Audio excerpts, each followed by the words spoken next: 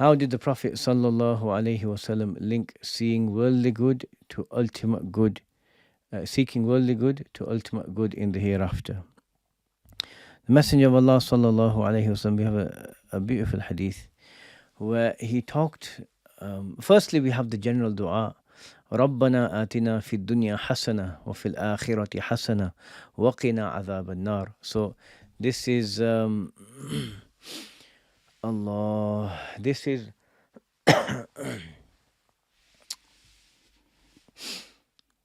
tremendous because there's the wording of the Quran where you say Rabbana atina, and then there's the wording of the Prophet. He also used to say occasionally, Allahumma atina fi dunya hasana. Give us great, vast, great good in this life and great good in the next life, and protect us from the hellfire, the torment of the hellfire.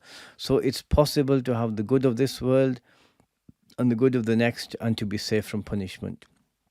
So that is something we should do.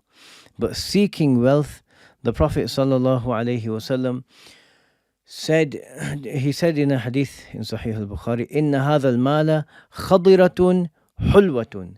He said, this wealth, so it can be money, it can be property, whatever. This wealth is green and sweet. So he's compared it, metaphorically, he's compared it to grass. And like in the desert in Arabia, you don't get lush green grass like you do elsewhere, right? And it looks kind of like I remember in Jordan, like very little grass. Syria had a bit more, but Jordan very little grass.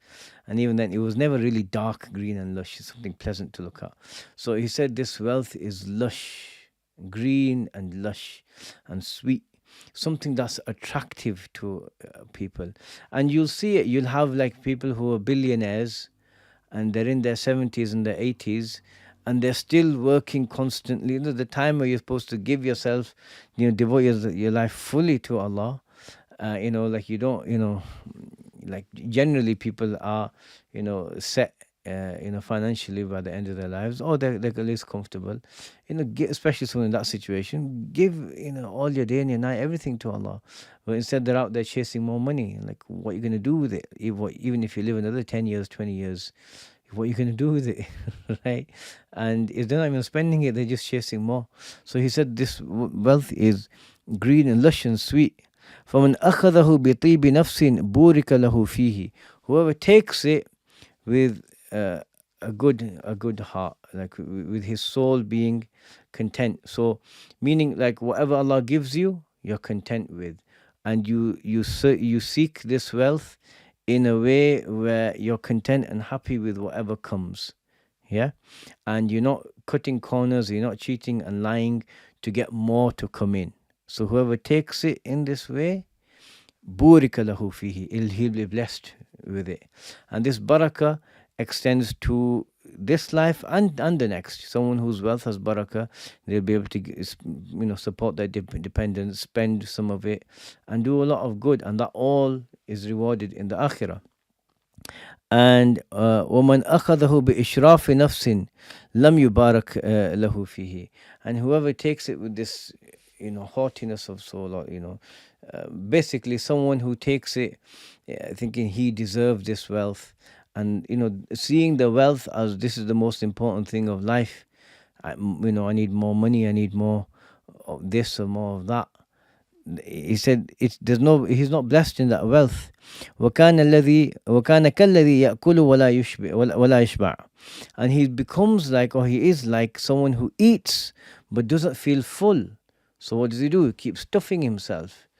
And literally the only thing that's going to actually fill that stomach is when he's in the grave, when all the soil is poured over him, because nothing else suffices. And then he said, وَالْيَدُ الْعُلْيَا خَيْرٌ مِّنَ الْيَدِ السُّفْلَى. And the upper hand is better than the lower hand.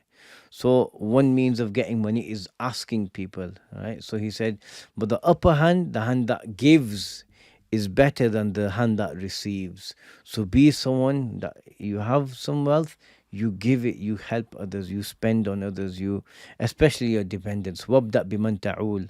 The Prophet said, sallallahu alaihi wasallam, start with those who you provide for.